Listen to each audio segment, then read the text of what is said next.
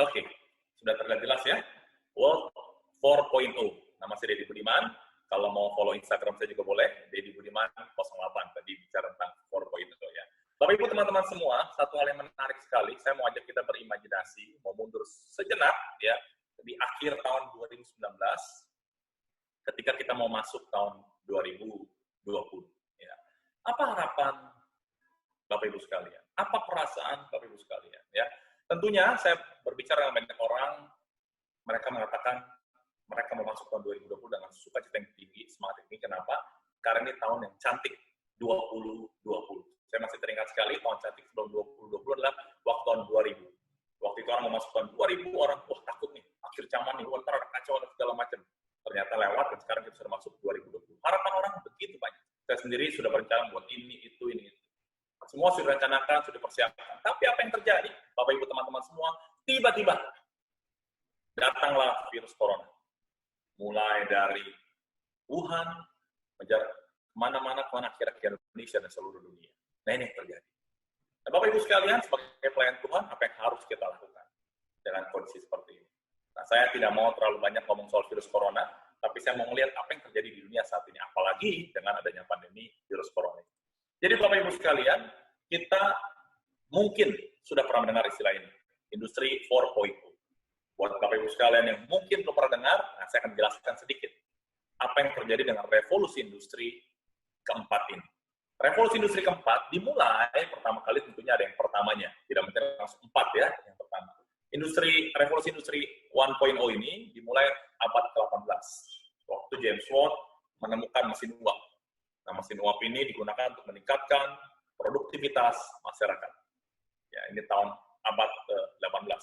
Dari revolusi industri pertama masuk ke revolusi industri yang kedua, yaitu pada akhir abad 19. Revolusi ini ditandai dengan ditemukannya energi listrik. Jadi sebelumnya dunia masih gelap, nggak ada listrik, terusnya ada listrik. Lalu sekarang penemuan pesawat telepon, mobil, pesawat terbang, wah ini luar biasa sekali ya. Ini memberikan perubahan yang sangat signifikan di dunia. Dengan adanya revolusi industri 2.0. Belum selesai, masuklah dunia ini kepada revolusi industri 3.0. Di mana revolusi industri yang satu ini terjadi pada akhir abad ke-20, ditandai dengan apa? Perkembangan semikonduktor dan proses otomatisasi industri. Muncullah teknologi digital dan internet menandai dimulainya revolusi industri 3.0. Baru perasaan mulai revolusi industri 3.0, tiba-tiba kita sudah masuk ke revolusi industri 4.0. Revolusi ini dimulai pada abad ke-21, ditandai dengan IoT, sehingga memungkinkan interkoneksi, big data, wah, mesin pembelajaran yang sangat canggih sekali, AI, kecerdasan buatan. Jadi Bapak Ibu sekalian, ini yang terjadi.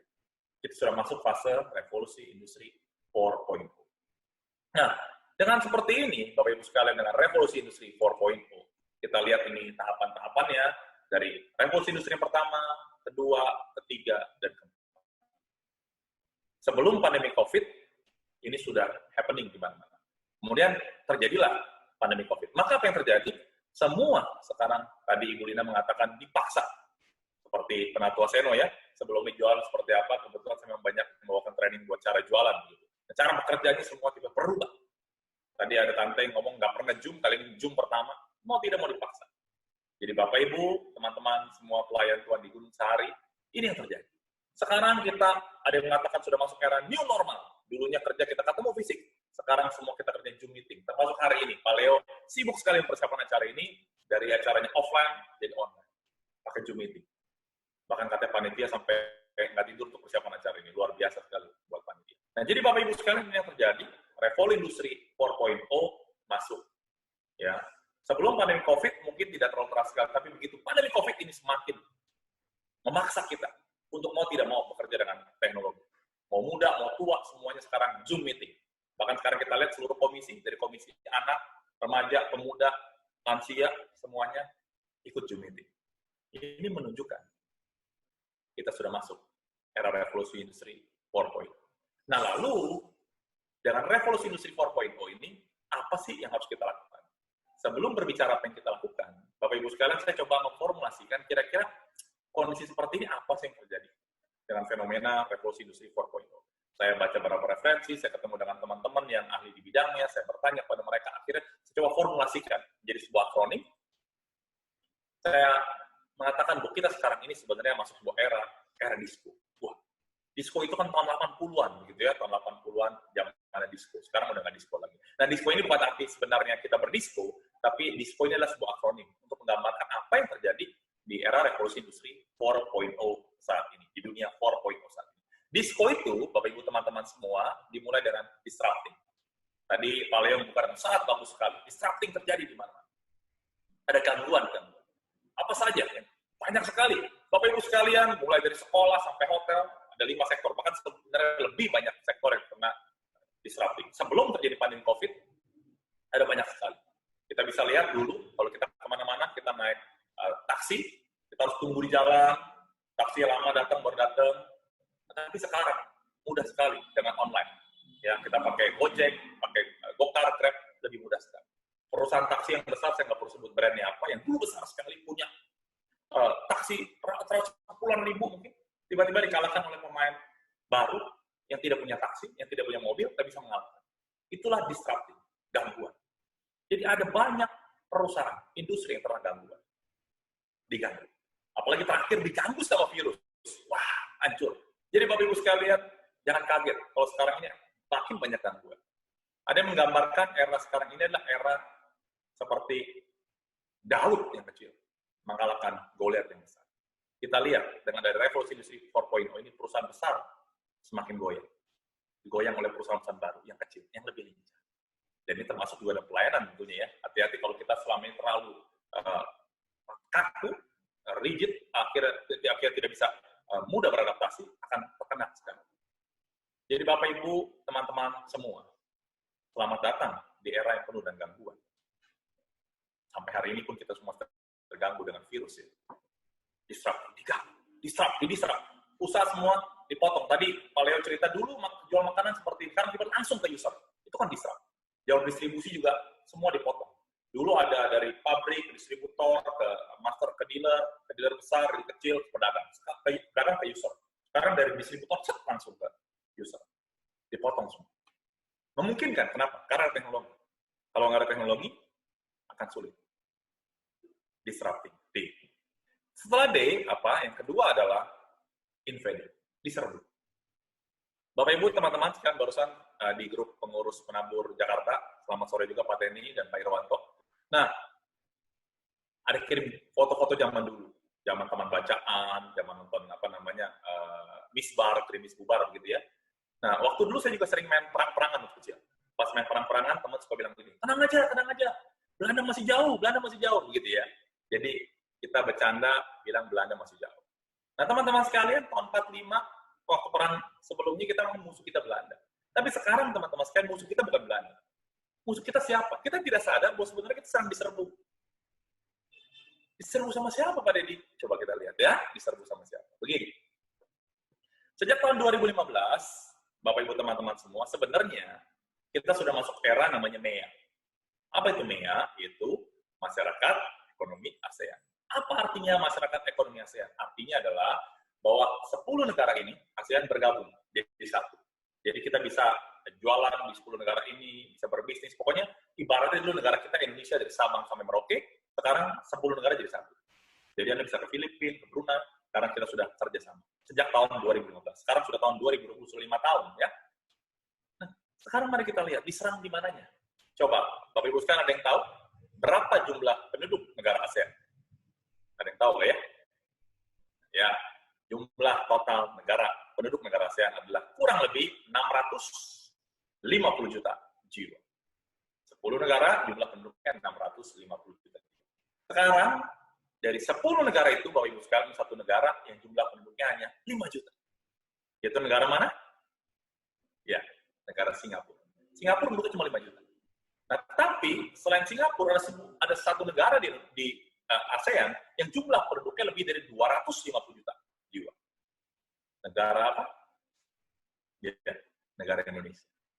Nah, sekarang bayangkan, 10 negara ini, kalau Anda jadi orang Filipina, orang Myanmar, orang Kamboja, Anda mau mengembangkan usaha. Kira-kira Anda mau masuk negara mana? Singapura atau Indonesia? Yes. 9 negara ini berbondong-bondong masuk ke Indonesia. Di Bandung, sebelum era pandemi COVID, berapa tahun terakhir ini, banyak sekali orang Malaysia masuk. Pertama-tama mereka belanja ini itu jalan-jalan, tapi nggak lama pun mereka usaha di sana. Kenapa? Boleh kok, sudah ada MEA.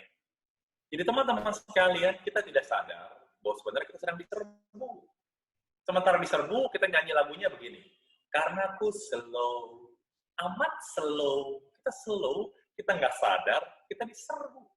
Persaingan semakin ketat, sudah didistract, diserbu. Tahun 2016, beberapa teman saya cerita gini, dia sudah dengar belum? Ada apa, Pak? Pembantu dari Filipina sudah masuk ke Indonesia. Kalau kita punya pembantu selama ini, seringkali ini kalau lebaran biasanya mau pulang. Atau seringkali nggak lebaran juga suka mau pulang. Ntar kenapa? Ntar anaknya sakit lah, ntar kakeknya kawin lagi lah, ntar apa lah. Seringkali pulang. Tapi pembantu dari Filipina, mereka komitmen 2 tahun tidak pulang. Dan pembantu dari Filipina ini, selain bisa bekerja dengan bagus, mereka juga bahasa Inggrisnya bagus. Jadi ada satu paket. Dapat pembantu sama dapat guru bahasa Inggris. Langsung, lengkap paketnya. Jadi lihat, pembantu pun diserbu dengan adanya MEA ini. Bagaimana kerjaan Anda? Guru-guru, sekarang banyak guru-guru Filipina masuk. Jadi teman-teman sekalian, kita selama ini santai tidak sadar bahwa kita sedang diserbu. Disrupting invading. Masih ada S, C, dan O-nya ya. Kita lanjut ke shifting. Tadi ada Abu Lina banyak mention soal shiftingnya pergeseran. Shiftingnya seperti apa sih? Saya akan mencoba menjelaskan dengan cara yang sederhana begini. Misalnya Bapak Ibu sekalian sekarang pengen pengen beli sesuatu ya. Apa yang Anda lakukan? Wah, apalagi sekarang pandemi ya, kita nggak bisa ke sana. Jadi mau Anda akan apa? Anda akan searching, Anda akan googling, cari tahu semua cari, semua googling. Jadi kalau zaman sebelumnya gitu ya, kita kalau beli sesuatu, kita datang ke toko. Kita datang, kita lihat, kita beli. Gunung Sari dekat Pasar Baru ya. Dulu kalau mau beli sepatu, kita ke Pasar Baru. Ada banyak toko sepatu di Pasar Baru. Kita datang, kita asal. Itu dulu. Kalau sekarang, kita nggak langsung ke toko. Tapi kita apa? Kita cari dulu informasinya di online. Kalau cocok, memungkinkan kita datang ke tokonya. Jadi terjadi pergeseran. Dulunya, saya langsung ke toko. Sekarang saya online dulu cari informasi, baru kalau perlu ke toko. Kalau nggak perlu, bisa di sini langsung. Bahkan sekarang langsung online. Kenapa? Karena kita nggak bisa keluar rumah. Jadi Bapak sekalian, ini data yang menarik sekali. Coba kita lihat, gara-gara corona, aktivitas belanja naik 400%. Tidak aneh. Pas saya tadi omsetnya meningkat. Makanan paling dicari saat ini. Makanya penjualan alat-alat masak juga lagi meningkat. Kenapa? Karena banyak ibu-ibu di rumah, ini tuh akhirnya masak dapurnya kurang ini, kurang itu, akhirnya belanja, beli ini, beli. Penjualan sembako di online meningkat imbas corona. Lihat yang meningkat imbas corona. Efek positif pandemi, konsumen dan UMKM jadi terbiasa transaksi digital. Sebelumnya sulit sekali. Sekarang nenek-nenek pun bisa pakai Unity. Pembelian makanan online, menurut Menteri Koperasi dan UKM, naik 30%. Jadi Bapak Ibu, teman-teman semua, ini yang terjadi. Sekarang terjadi pergeseran dari perilaku kita. Berinteraksi. Kalau dulu offline, sekarang online, offline. Tektok. Bahkan sekarang kita lebih banyak porsi online ya. Tadi teman kita, ibu dosen cerita ya, 8 jam sehari ngajar online. Wah. Jadi bayangkan. Terjadi pergeseran. Dulu kita doa berkumpul sama-sama di gereja, betul? Sekarang kita doa secara online. Kebaktian juga sama. Bergeser. Shifting. Nah, disrupting, invading, shifting. Yang C adalah changing. Ya, pasti berubah. Berubahnya apa? Kalau ngomong berbicara soal perubahan, luas sekali. Tapi saya mau kita fokus di kalimat ini. Kalimat ini mengatakan, seorang bernama Robert Cannon mengatakan, everything, segala sesuatu yang bisa diotomatiskan, akan diotomatiskan. Bapak Ibu sekalian, sebelum pandemi Anda sering pergi kemana-mana masuk tol, betul ya? Dulu ada penjaga pintu tol. Saya suka menyapa jaga pintu tol, saya tinggal di Jalan Jelambar, nggak jauh.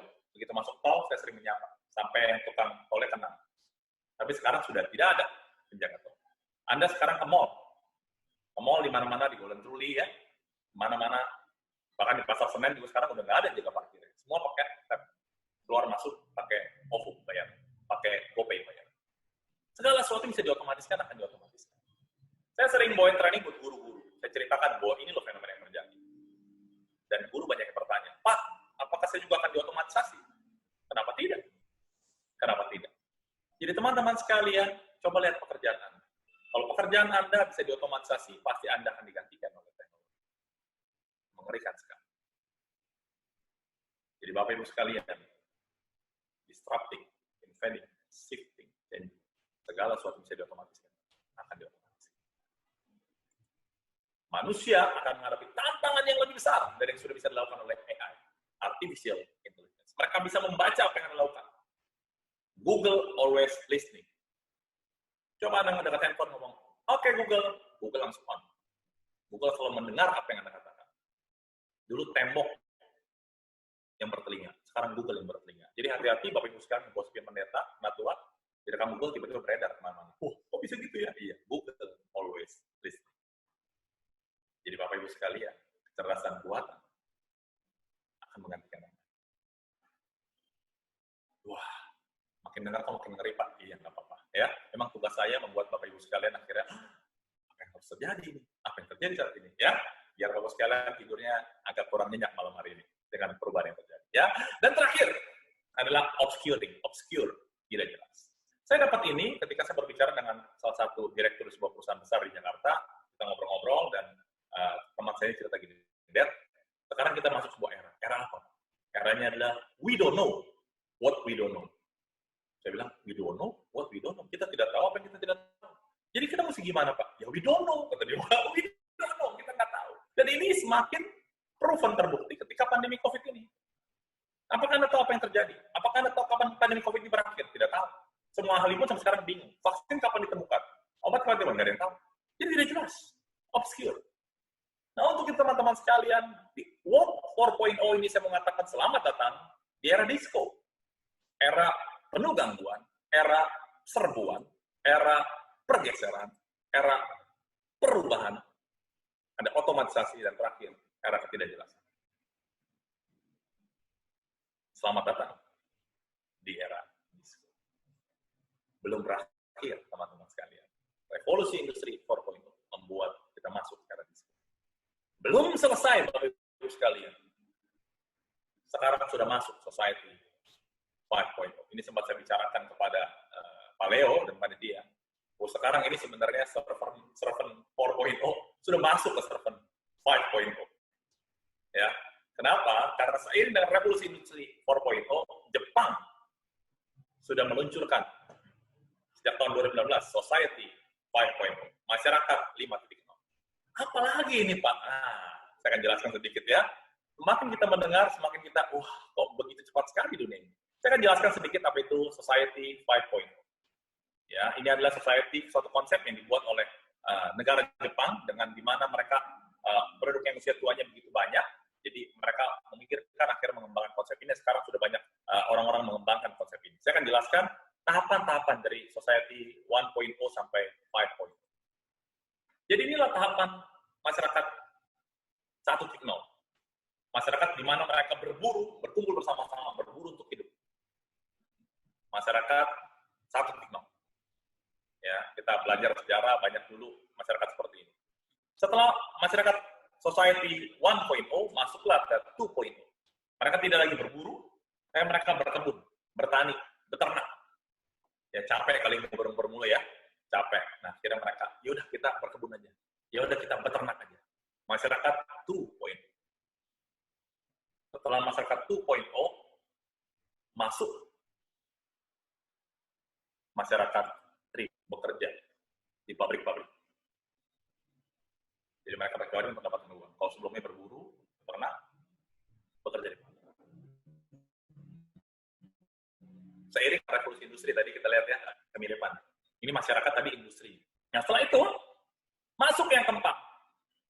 Manusia sudah bekerja dengan teknologi, dengan AI, dengan IoT, semuanya serba online. Dan akhirnya orang juga takut, kalau gitu kita akan digantikan oleh teknologi.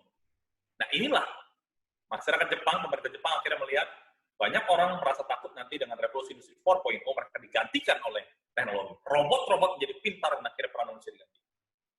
Tapi Society 5.0 itu mengembangkan jadi sedemikian. Jadi bagaimana teknologi itu digunakan untuk mendukung manusia, bukan untuk menggantikan manusia. Coba kita lihat penjelasan dari Yuko. Beliau yang mengembangkan konsep ini. Ya. Beliau mengatakan, Society 5.0 adalah masyarakat informasi yang dibangun di atas Society 4.0, teknologi semua, yang bertujuan untuk mewujudkan masyarakat makmur yang berpusatkan pada apa? Manusia. Jadi Ibu Bapak, teman-teman pelayanan di GKI Gunung Sahari,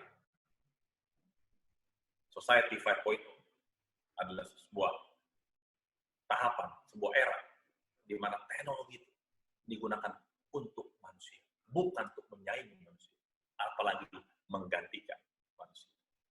Lalu, apa korelasi ini semua dengan kita sebagai pelayan-pelayan Tuhan? Society 5.0 ini.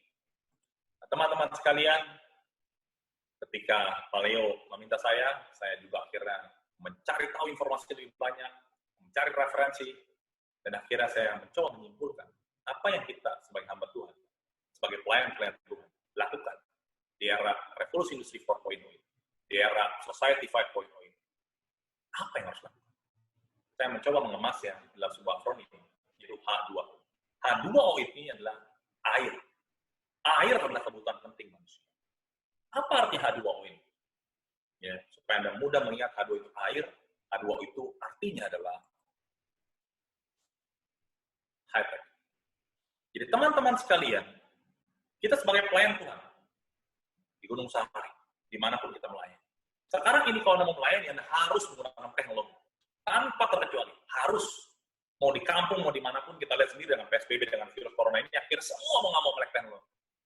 Jadi bukan zamannya lagi sekarang kita melayani.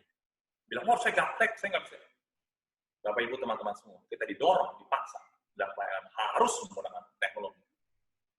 High-tech. Tapi apakah teknologi saja? Tidak. Bukan hanya high-tech. Tapi yang kedua, harus high-touch. Tetap perlu sentuhan. Jadi bukan misalnya, oh saya pelayanan anak muda, saya bikin Instagram, saya bagus segala macam. Bukan hanya di Instagram. Tapi Anda harus bisa melibatkan mereka, mengajak mereka, memperhatikan mereka. Tetap ada sentuhan offline. Ada sebuah kalimat bagus sekali dari seorang strategi perang dari Cina. Namanya Sun Tzu. Beliau mengatakan, siapa menguasai langit, siapa menguasai bumi, kemenangannya komplit. Langit itu zaman dulu adalah angkatan udara. Bumi itu angkatan darat. Jadi kalau zaman dulu perang menguasai angkatan darat menangnya komplit. Tapi saya coba mengkorelasikan dengan kondisi saat ini. Langit bukanlah angkatan darat. Langit itu adalah online. Bumi itu adalah offline.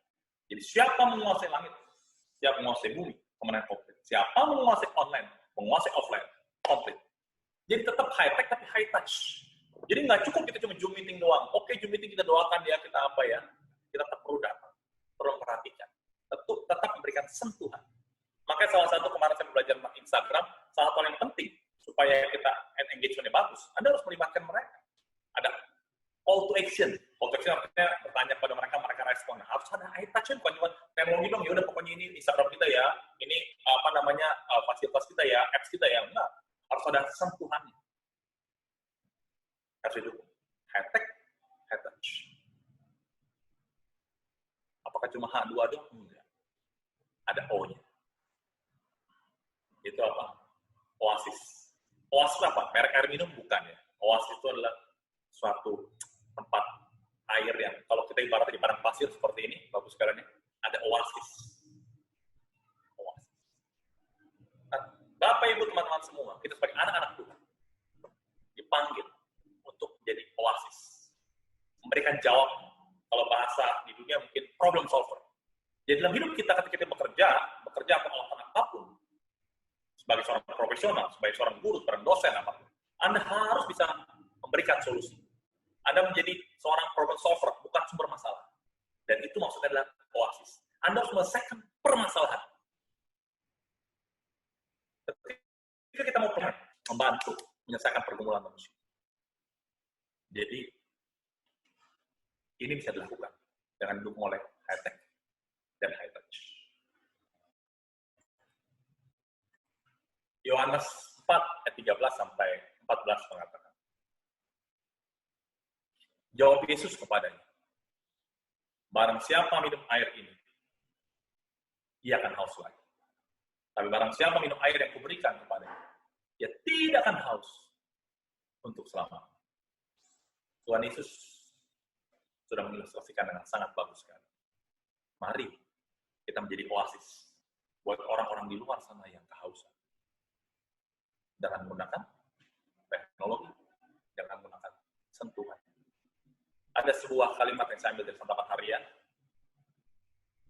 dikatakan seperti ini, hanya Yesus yang memiliki air hidup untuk memuaskan jiwa kita yang dahaga. Jadi ibu, bapak sekalian, di era World 4.0 ini, mari kita jadi air H2O, melayani dengan high-tech, high-touch, dan menjadi oasis bagi orang-orang di luar sana yang membutuhkan. Kiranya Tuhan berkati pelayan kita semua. Saya kembalikan kepada moderator Ibu Lina. Terima kasih.